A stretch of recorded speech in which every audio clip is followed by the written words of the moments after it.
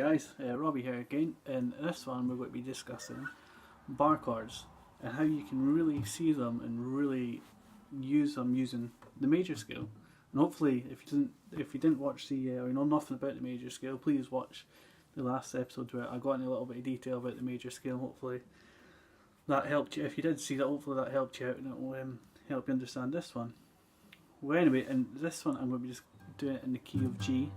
So that's going to be the third fret up on the low E string, on the sixth string as I like to call it. 6 meaning the low E, and 1 meaning the high E at the bottom there on the third fret as well. And anyway, let's so the first chord I'm going to discuss is going to be the G major in this case, and that the notes of a G major, the notes of any major chord is 1, 5, 1, 3, 5, 1. So that's 1, 5, 1, 3, 5, 1. And there you go. And the only difference between a major and a minor chord is you flatten the third, which is pretty much involves lifting this finger up here. Now it's a G minor chord. It's simple as that.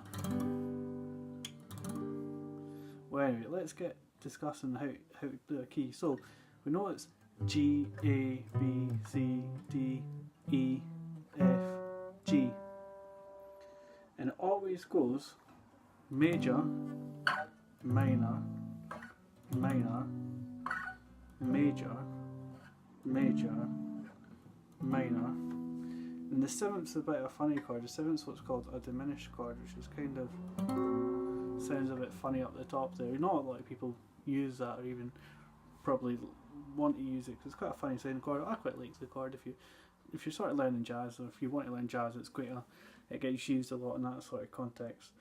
Well, anyway, let's get discussing where the fingers go to sort of these chords. So a G major chord is the first on the 6th fret here.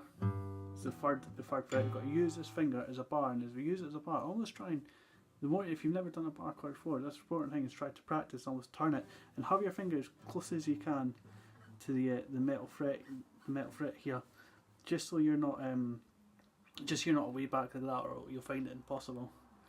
Okay, so try to do it like that. Like I say, try and turn your finger back a bit.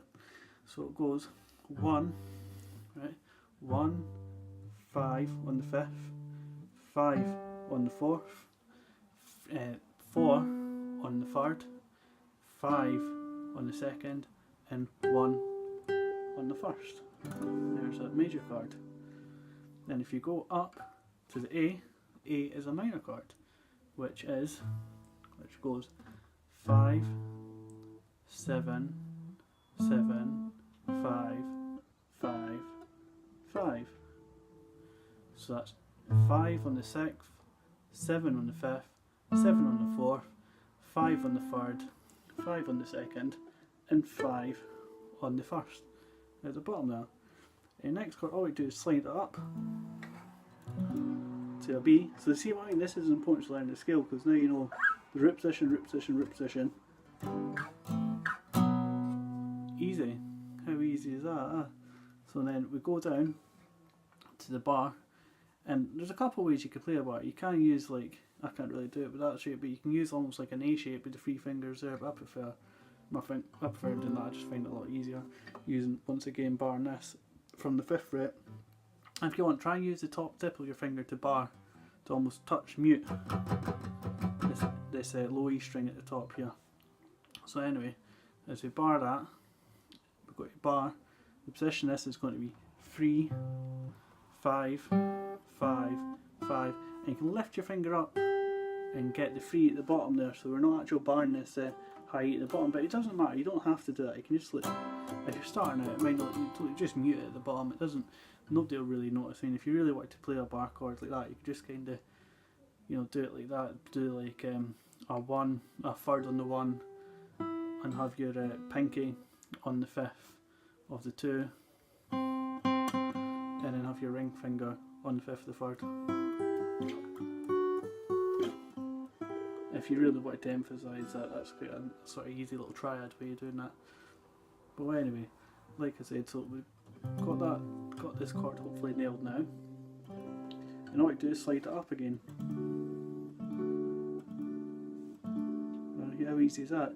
Now we've got, when you slide it up again, this turns into a minor, because it goes 1 major, 2 minor, 3 minor, 4 major, 5 major, and 6 minor. And this applies for every key. So if anybody, you're in a group and people are saying, alright, this song's in the key of C, you can go, oh, well, I know the key. Or if they go, it's in the key of G, you can go.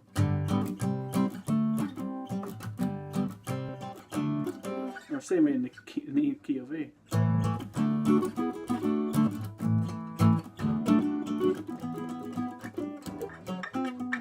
Anyway, like I said, I'll get back to that. So we've got major, major, and it goes minor. So minor. And by the way, this is the intervals I should mention. So this is a whole 1 interval, 2 intervals, and this is a half interval. So in other words, if you didn't want to play that chord there, you want to play the major up here. There's a C major there, there's a C major there, which is a half step.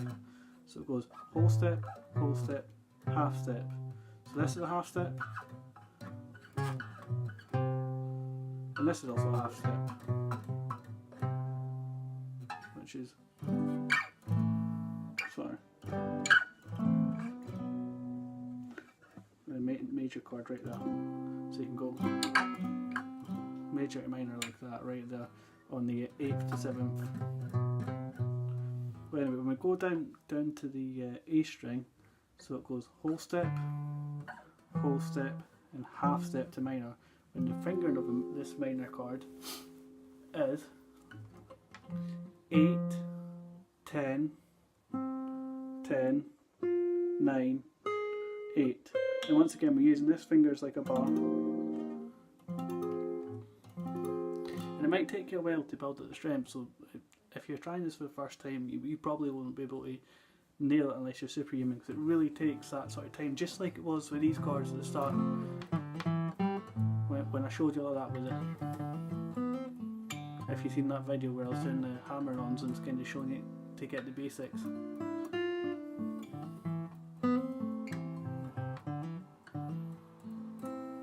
It's the same thing, same concept. The more you do it, even if you try going to a C, to a G,